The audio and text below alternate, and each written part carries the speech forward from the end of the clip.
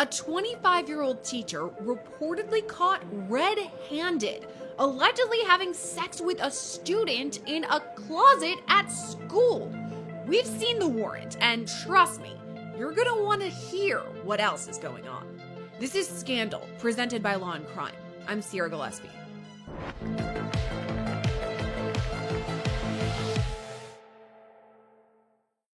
In Douglasville, Georgia, a 25-year-old high school biology teacher was arrested after allegations surfaced involving a student both on and off school property. Alexander High School in Douglasville, Georgia is home to the Cougars. That's their mascot. But the allegations in this episode of Scandal are giving that a whole new meaning. A teacher there is now accused of some pretty nasty allegations inside a closet, and then later inside an SUV. Yep, her name is Nichols, 25 years old, biology teacher at Alexander High School, also the operations manager for the football team. And according to the arrest warrants we've obtained, Nichols is accused of having sex with a student twice. Once, allegedly on campus, in a closet that, according to police, is shared between two classrooms. The second time allegedly happened off campus in a black 2006 Hummer parked at the end of a driveway. And I do say accused here because she's only been arrested. She has not been convicted. And our records show she's actually already out on bond. But the warrant, the timeline, the fact that parents are now saying that their kids weren't even being taught the actual biology curriculum all year. Yeah, there's a lot we're dealing with here, and it starts right here in the court records. At first glance, this sounds like another shocking headline, but the deeper you look into it, the more disturbing it becomes. The warrant itself, quote, said accused did, having supervisory disciplinary authority over the student, to wit, Nichols, who is a teacher at Alexander High School, did engage in sexual intercourse in a 2006 Hummer H2 black in color at the end of the driveway with a student who is a student in her third period class at Alexander High School. That's from the official affidavit, sworn, signed, sealed. So this is what we know so far. According to the warrant, the first incident happened on April 23rd inside a closet at Alexander High School, a closet that, according to investigators, was literally shared between two classrooms.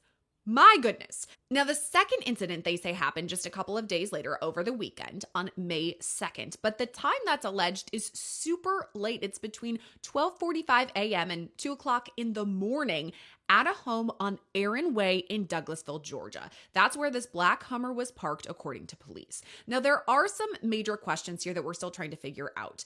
I mean, what led police to this driveway? The closet?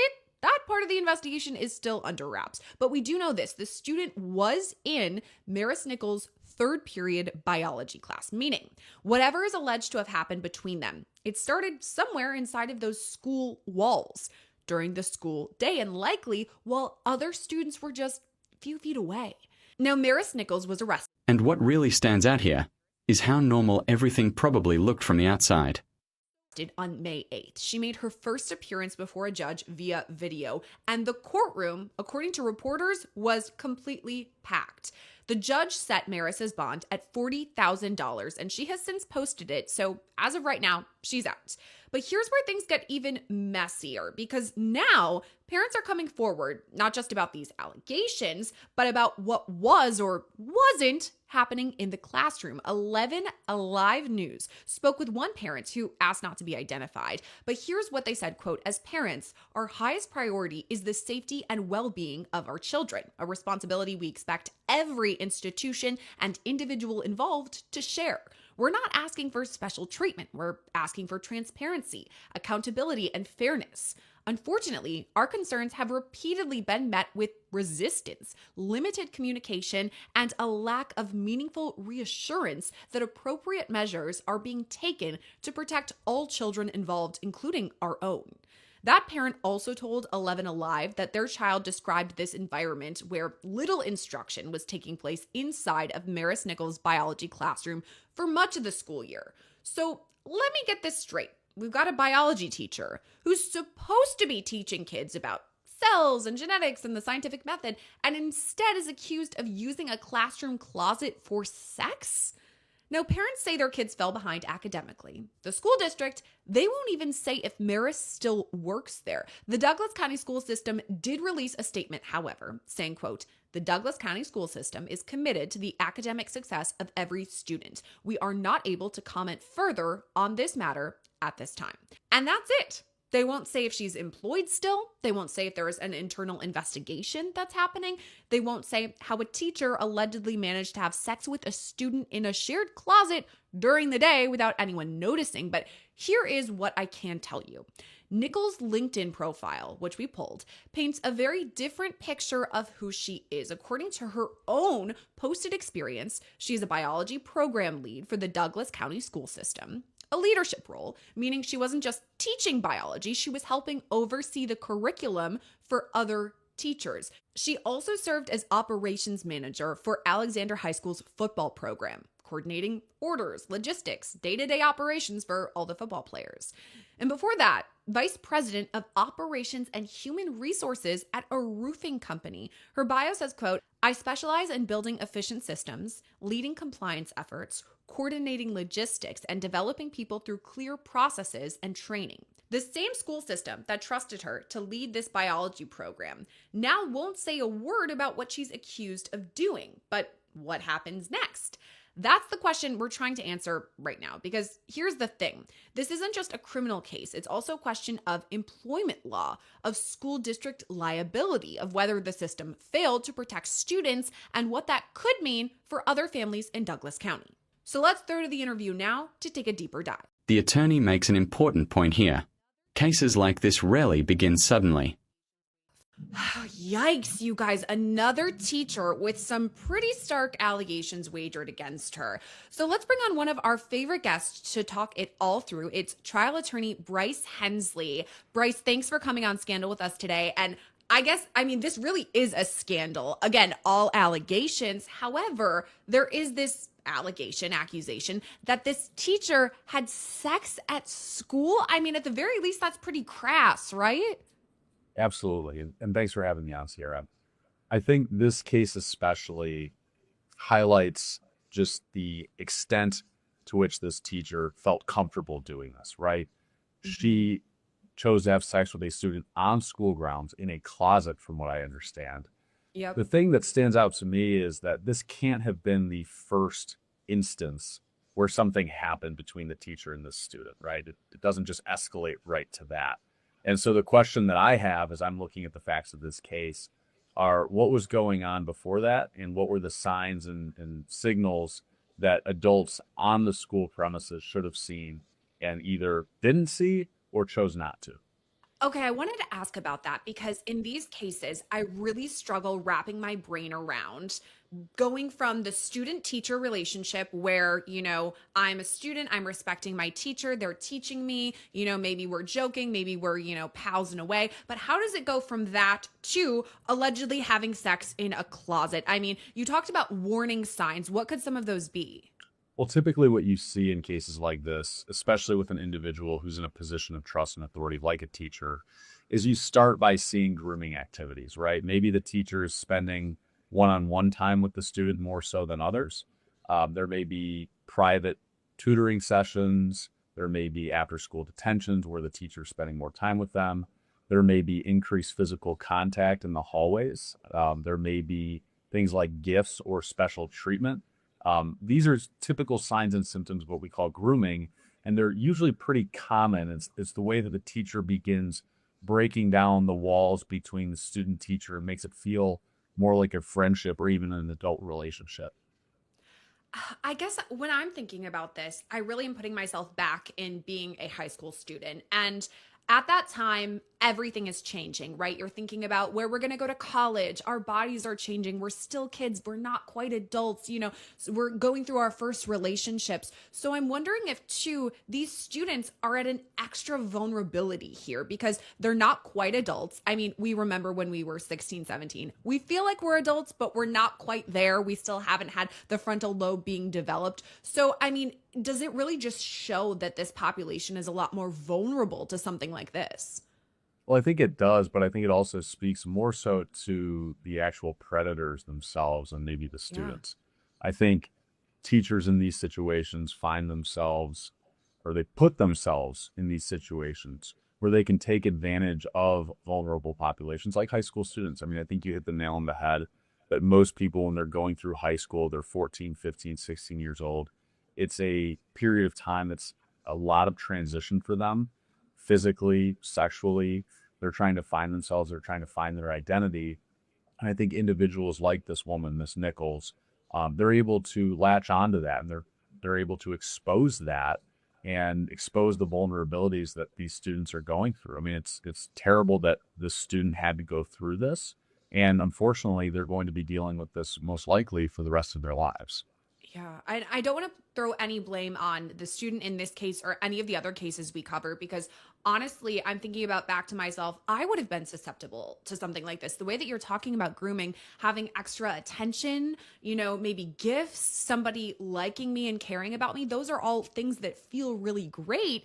But here there's a darker layer because it's a teacher, an adult who's allegedly acting this way toward a student. And that's another one of my questions. You and I have talked about other cases. Sometimes, I believe one of our cases recently, it was like a mayor. She was like 45 or 50 with a 16-year-old student. That was the allegations here. But in this case, it's a little bit different because the teacher here, Maris Nichols, she was 25 years old. And I'm not saying that that is okay in any way. She's still an adult and this is still a child. But I'm wondering if maybe she in her mind was like, I just was in high school. I just graduated college. I'm not that much older than these kids. I mean, is that something you've ever experienced that these perpetrators or accused perpetrators would be thinking? A student might think they're making their own choices, but teachers hold authority, influence, and trust. I think that's probably what was going through her mind, or maybe why she felt like it may be okay. But the one thing that I'm always reminded of in cases like this is that educators in every state, as far as I know, have to go through mandatory reporting training. They have to go through extensive training that talks about the law, that talks about what's allowed and what's not allowed. And I think there's just general societal understanding that, especially when you're teaching at a high school, the kids that are there are under your care and they are susceptible, like we've said. But I think that, as much as that may be the argument that she may try to put out there, or maybe that's how she justified it to herself, I don't think that that absolves her of any blame, certainly not legally. Agreed. And whether or not she can live with herself and what she did, that's a totally different story and something that I don't think we should go down that road. But from a legal perspective, I mean, this is black and white, right? This is as clean cut as it gets. My understanding of the law in Georgia is that for children under the age of 17, and I believe that this case falls under that category, children under the age of 17, there's obviously it's a crime. And then the fact that this is a teacher, a person in a position of trust and authority, that will enhance or increase the sentencing that could be imposed upon her.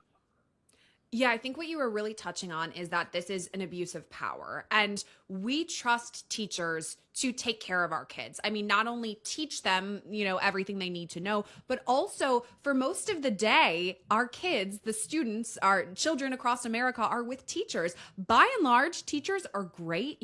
They're helping our kids, both learning intellectually and growth personally, all of that. But then when we have an abuse of power, like what's alleged here, that's where it crosses the line. And you're right, such an abuse of power too. And okay, so there are two instances that I want to talk about that she's accused of having sex once on the school property in a closet, interestingly, and then a separate time having sex in a vehicle that was, parked. This evidence, I mean, I guess you talked about how it's black and white in terms of the law that she's 25. This was a student, a child, again, allegations. But as far as the evidence, how strong is that if we don't have video or photo evidence of the actual sexual encounter?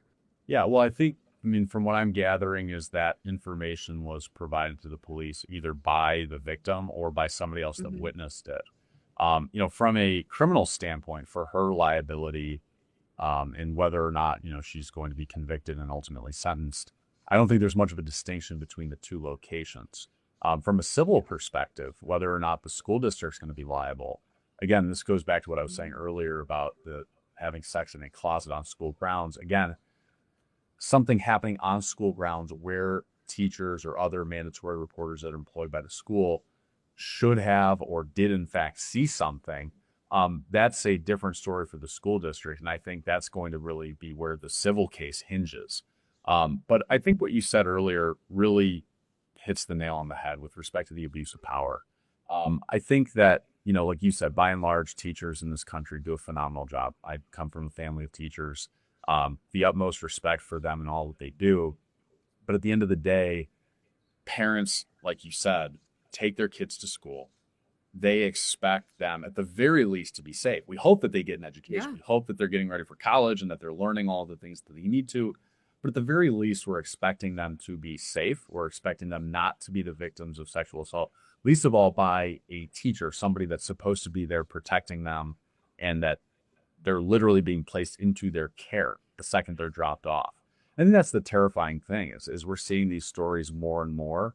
And I don't really know what the cause of this epidemic is, but it's good that we're able to continue shining a light on it, because I think parents especially need to be aware of it. School districts need to be aware of it, and the warning signs are out there. People need to be trained on how to recognize those things. Mm-hmm. That was actually one of the questions I had written down here, because you and I know each other from you coming on Scandal multiple times. And it's because I've had multiple stories like this. I truly have lost count of the number of teachers who are accused of something like this. It happens almost every day that I come across a new story. And I guess that's just an opinion question for you too, is this happening more? Did something shift in the world where we're seeing this more? Or is it that we have things like cell phones and digital evidence that they're just being prosecuted more? What is your thought on that? I think the digital evidence certainly helps. I think that certainly helps with the prosecution angle of it. Yeah. I think some of it too is just, again, people beginning to pick up on some of the warning signs. I think vigilant parenting is always going to, save the day.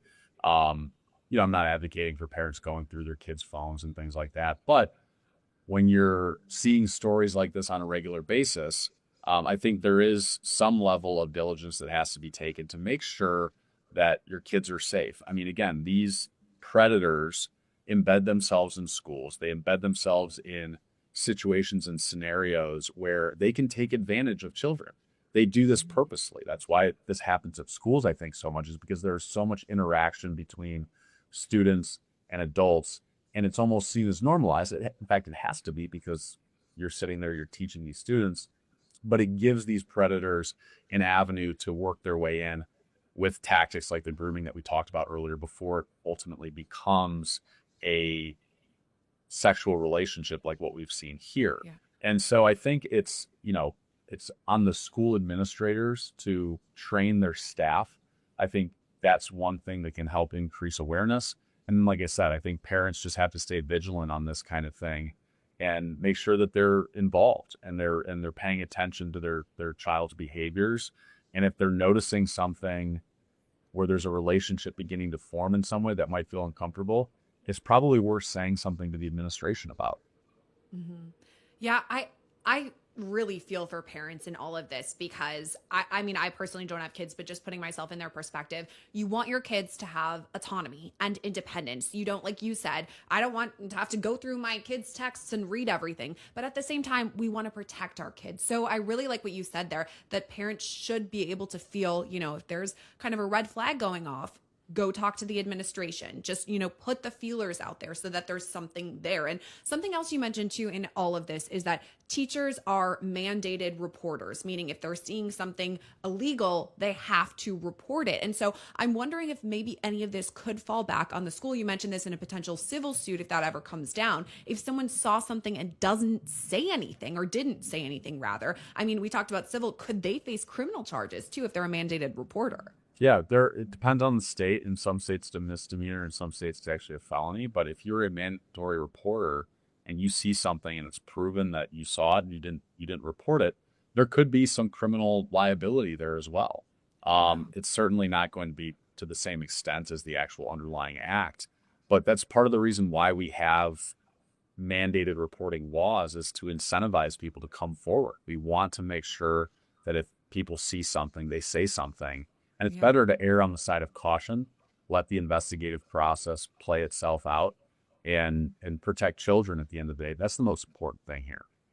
Yeah. And I mean, I get that it's scary to have to call 911, to have to talk to your boss and say, I think I saw something that doesn't seem right. That is terrifying to have to do, but it's something you said, see something, say something. We have to do this to protect the children or anyone, by the way, because we talk about other cases where there are adults who are survivors in all of this. And it's really tough. And okay, so even the idea of a parent or excuse me, a teacher having to report this, that's tough. Having to talk to cops, maybe having to testify, whatever it may be. But for the student, I'm wondering if this were to go to trial, would the prosecution need this student to testify? Because that's really intimidating. It is, and it's something that I think causes additional trauma beyond the underlying trauma of the actual encounter itself, or the encounters in this case. Based on what we've heard so far, and you'll correct me if I'm wrong, of course, but I don't think there has been any digital evidence that I've seen referenced in any of the No, stories not that that we're we've seen. reporting on this. And so it very well may hinge on the testimony of the student. It may also hinge on the testimony of witnesses. You know, for instance, if another student was the one who saw what took place in the closet or saw what took place in the car in question, it may hinge on witness testimony. But like I said, without digital evidence, it's very likely going to come down to a competing story of what actually transpired. My guess, though, would be that if they at least move forward with the charges, if there's been a grand jury, there's probably sufficient evidence. The question then becomes, like you said, whether or not the victim is going to testify, which it very well may be that they may have to in order to substantiate the case and proceed with conviction. It's really tough because some of the cases you and I have talked about, I believe it's, sometimes we see that there were texts between the student and the teacher. There were photos, there was videos that were explicit. So that is kind of hard to disprove. But to your point, I haven't seen any sort of reporting saying there was this photo or video or whatever. We don't have that. So I think a lot of it would rely on the he said, she said, the testimony, or maybe if there was a corroborating witness, another student, whatever it may be. And I guess that leads into my last question for you. What are your thoughts about all of this, the future of the case? And this is, of course, your opinion and hypotheses. But do you think that this would go to trial, that there's enough there, or it would end in a plea deal or plea bargain of some sort that prosecutors might say, you know what, let's spare this kid because, again, they are a kid from having to testify, confront the person who allegedly committed these acts? I mean, how do they weigh that, and what are your thoughts? Well, I think on the prosecution side, it's weighing those considerations, the victim's testimony, the victim's credibility, and whether or not there are corroborating witnesses. At the end of the day, there very well may be an offer for a plea, but those same considerations come on the defense side too, of whether or not their client's guilt or innocence is going to be looked at favorably by a jury, right? And also, what they need to be considering here is the potential ramifications of a jury coming back and finding that this took place. I mean, we're in Georgia where this took place. I hate to say this, but it's just a fact that is typically a more conservative jurisdiction. It's very likely that jurors are going to look unfavorably on something like this. And so I think it's a situation where the defense is also going to be weighing the considerations of what a jury could do. Could a jury come back and, find very heavily against the defendant, against the perpetrator, and levy a sentence that is more significant than maybe what the prosecution is offering in a plea bargain? But all of those things are just going to depend on the strength of the evidence. I think right now it's maybe a little bit too early to tell. Maybe more will come out as time goes on, and we may hear that there is in fact a plea bargain that's reached, settlement of some kind where the defendant agrees to some time spent in prison or maybe some type of probation. But you would hope in a situation like this that the prosecutors would be zealous in trying to uncover as much as they can to emphasize the importance of child safety. The hardest part in cases like this is what happens after the headlines disappear.